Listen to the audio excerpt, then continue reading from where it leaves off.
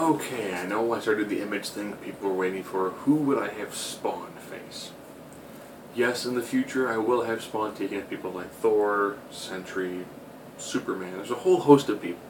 I probably won't pick classic Spawn. I'll probably pick, like Angel Spawn or the much more higher echelon versions of Spawn. But someone threw out Ghost Rider and I was like, wow. Two guys who battle demons and use chains. Beyond the past, if you look at these two characters, you have that classic, iconic, just white skull with the red flames and blue flames coming off it.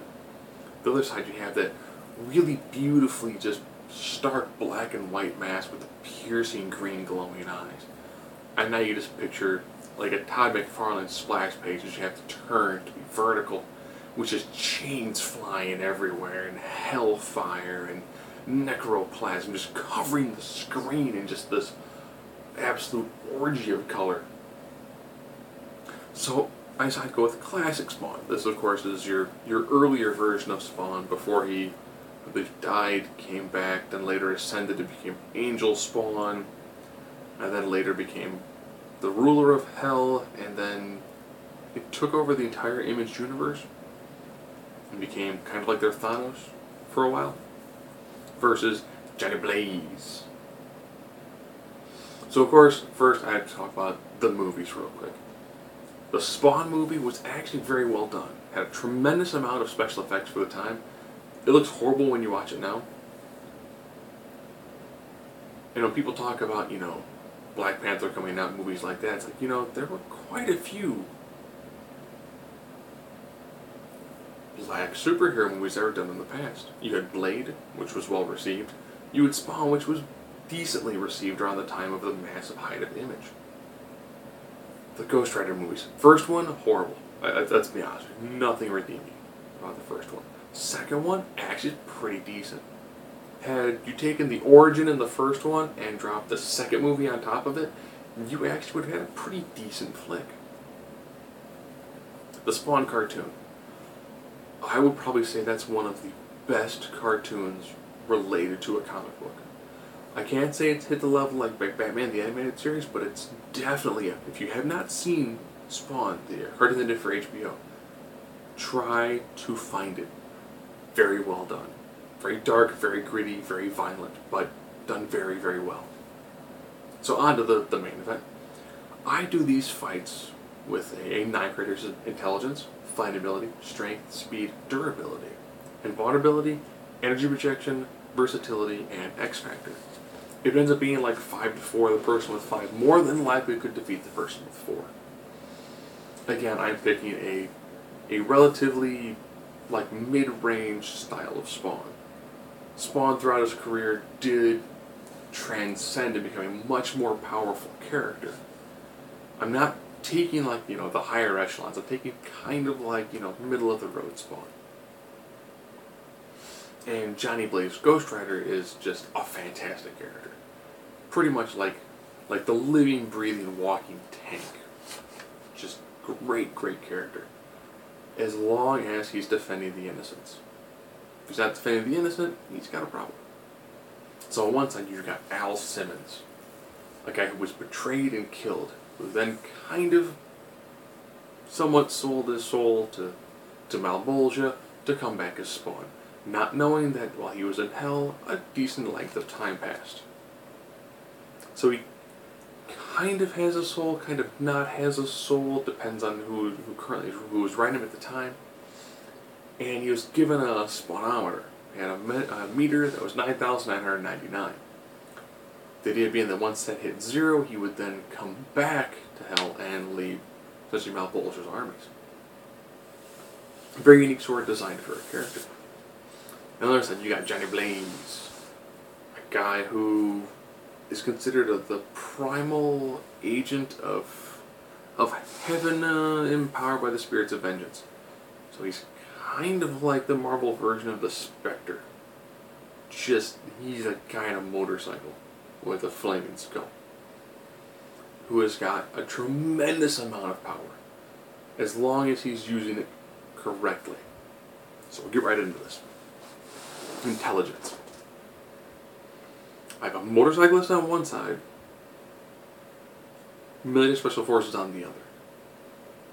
I'm happy to give it to Spawn. Yeah, he's got gaps in his memory, but the information and knowledge that he has, I will put someone who has got, decades of, whether it's mercenary or military training, probably above someone who's a daredevil.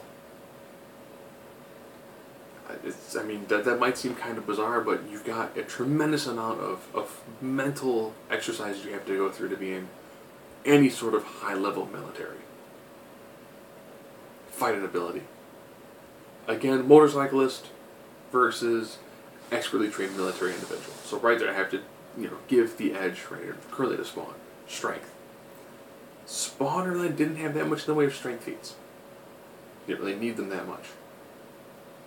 Where Ghost Rider has been shown to occasionally hold his own with someone like Hulk. In World War Hulk, he did actually face against Hulk. He did lose because he wasn't fighting for the lives of innocents. He was trying to fight for the Illuminati, which in no way, shape, or form is innocent. He did lose, but he put up a really, really good fight. So he's definitely someone who has a level of super strength, speed. Ghost Rider's motorcycle is faster than a regular motorcycle. Spawn has been shown to be a decent amount of speed. However, Spawn can very easily fly. So I have to go from the speed they're probably pretty close to it, since Johnny Blaze, not on a motorcycle as Ghost Rider, is there's no super speed there. So I have to go for more or less. They're probably equal in speed, but maneuverability definitely goes towards Spawn. Durability. How fast they recover from wounds. Spawn, whenever he gets shot, you do see the bullet hole open, you do see the bullet hole closed, but it takes a little bit of his power. Ghost Rider, being comprised entirely of Hellfire, recovers virtually instantly. He's had limbs removed that begin to come back very, very quickly. And it's not reducing his power. Invulnerability. Again, Spawn, not really bulletproof. Where when you're looking at Ghost Rider takes a tremendous amount of beating.